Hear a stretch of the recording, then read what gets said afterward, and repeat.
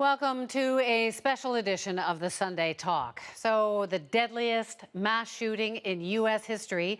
All day, we've been hearing horrifying tales about terror and hate and an assault rifle that ended at least 50 lives. Joining us now to analyze the day's events, three security experts. Mubin Sheikh is a former undercover CSIS and RCMP operative. Janice Stein is professor of conflict management with the Munk School of Global Affairs at U of T.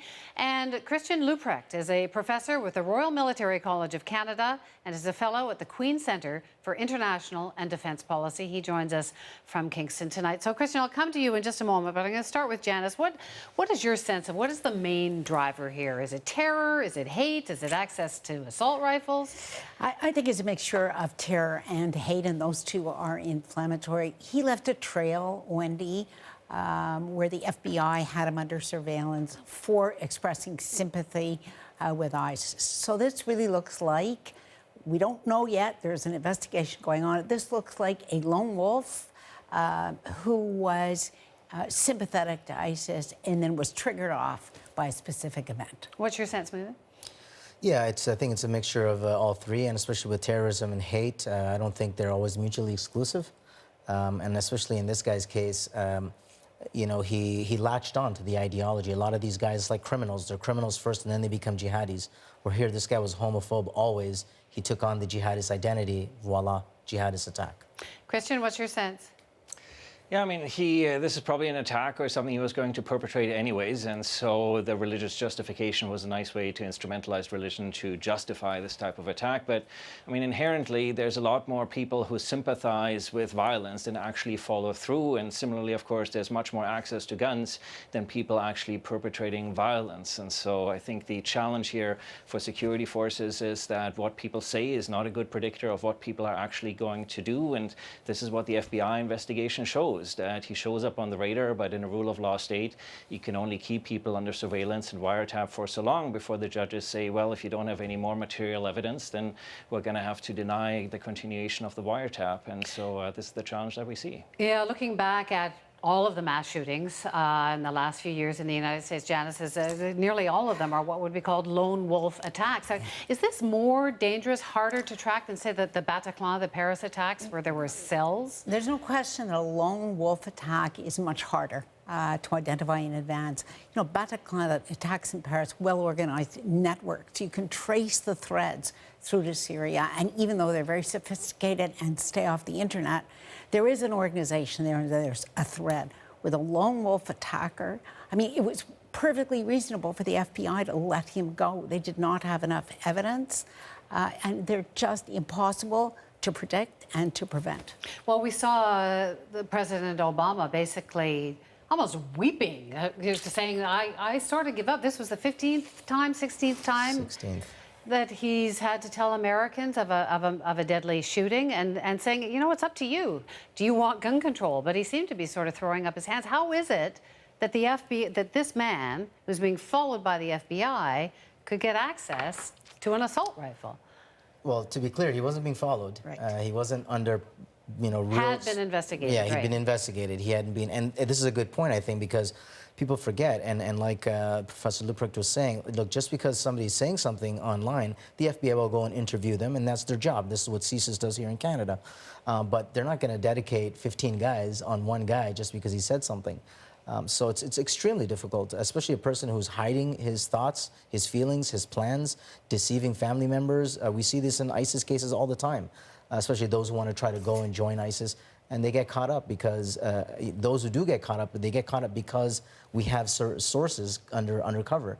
In this case, it's impossible. And you know, it's a problem in Canada too, Wendy. We, right now, CSIS does not have enough agents to follow people that they have on the watch list. So there's no way that you can prevent these kinds of attacks. It's hard work, but it's always luck in the end if you succeed. So are these people more dangerous? Christian, you're shaking your head there. Yeah, so I'm always a little reticent about sort of the argument we always need to throw more money at security forces. You know, in a democracy, we want to make sure that the long arm of the law, I think, has enough resources, but not too many resources. And the challenge here that we see is there's thousands of targets. So even if you doubled the resources or doubled the agents, we still wouldn't have enough people to follow individuals, suspect individuals 24/7. Even the FBI has come out and said that the largest criminal intelligence organization in the world is only able to follow a few dozen individuals on a 24/7 basis at a time. And so the challenge is the resource allocation, and that people, on the one hand, when something happens, everybody says, why didn't they do more? But if they act too quickly, then everybody says, well, how come these organizations are following this particular individual? And so it's a very difficult threat environment in which security and intelligence organizations are operating. So we've talked about terror. The other issue here, of course, is hate of gay people. How surprising was it to you, Mubin, that he targeted a gay nightclub? It wasn't very surprising. I think, like his father also said, he became incensed at seeing two men kissing in Orlando. And, you know, of course, we hear that he called up 911 and declared his pledge of allegiance to ISIS. We don't know yet, you know, if he was watching any videos of that sort, but, you know, I think we know by now that ISIS has been popularizing the hate of gays by throwing them off buildings and They throw people off buildings. They throw people off buildings, and who knows how many are actually gay? They could just to insult somebody say, oh, they're gay, we're going to throw them off the building. And they have this videos. goes out on YouTube. Oh, this is out on videos, and a lot of the people, especially the networks that I watch, they celebrate this stuff because in that part of the world, hating gays is acceptable. It's you know, another group of civilians, let's say, would have been harder to justify, to you know, to be acceptable. But whereas in this case, because there is that intolerance of gay people, it makes it easier. Yeah, it's a really prominent theme. I agree entirely. You see it over and over, Wendy. They're identified as disgraceful, abomination, sinful, un-Islamic. You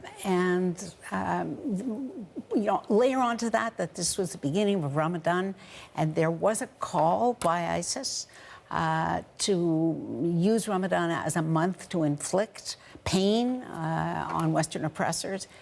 It's not a surprise. And there was that other case, of course, that we heard about today, Christian, with the in Santa Monica, California, of another incident that looks linked, perhaps, to attacking homosexuals.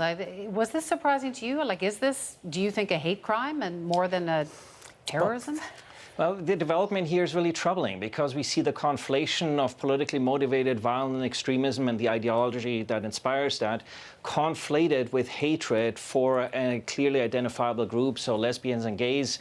I think, you know, as tragic as it is, people who might be of Jewish descent and Jewish institutions have unfortunately become used to being singled out in this type of discourse. But this opens, if you want, an entirely new front with regards to gay, lesbian, and other citizens whose sexual orientation might not be sort of what some might consider the mainstream. And I think this is a real challenge. It really changes the threat environment, and I think it also changes the risk assessments for gay pride parades and any sort of public institutions that associate with this particular lifestyle. And I find it deeply troubling. You know, just one more twist. If you watch the same things that we're watching, it's targeted against males, much less attention to females. And that's interesting, and that's probably a cultural reflection that women are covered, are in the background. So the attacks are really against male homosexuals, gay men, not against gay women. So I want to move this onto the political front. I know you're not political strategists, but obviously terror affects everybody in the political scheme.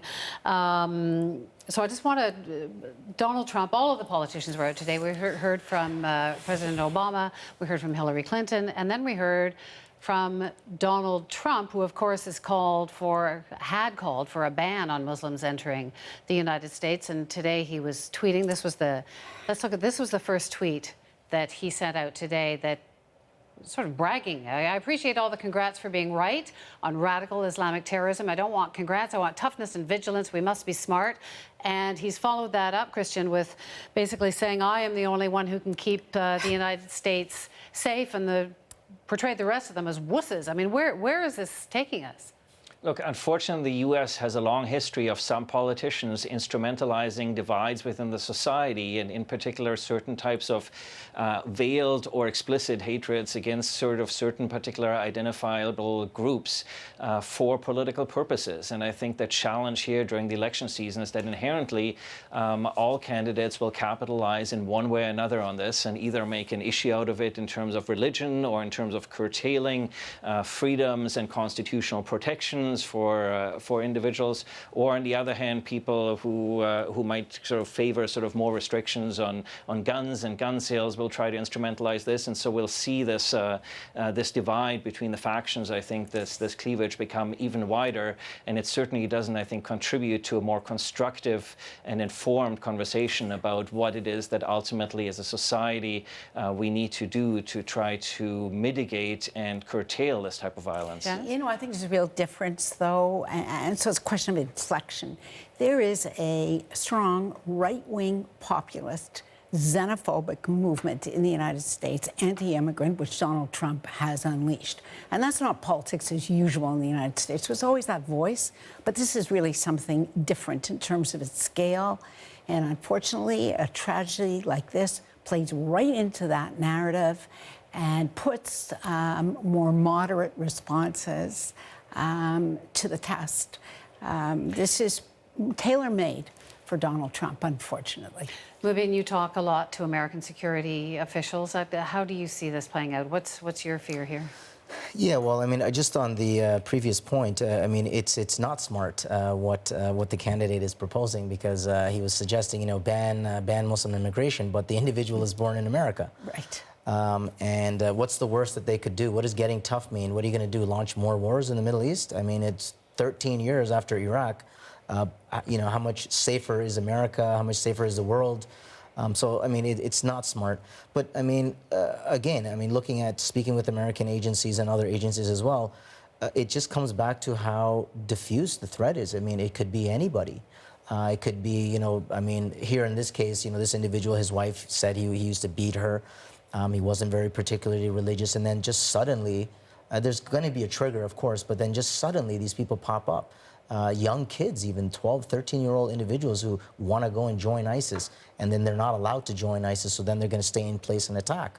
And as the professor was saying, I mean, there are so many threats, there just aren't enough agents to follow them. And of course, you know, if, you know, one suggestion is if we throw more resources to it, but if we had double the agents, you have twice the chance of catching somebody.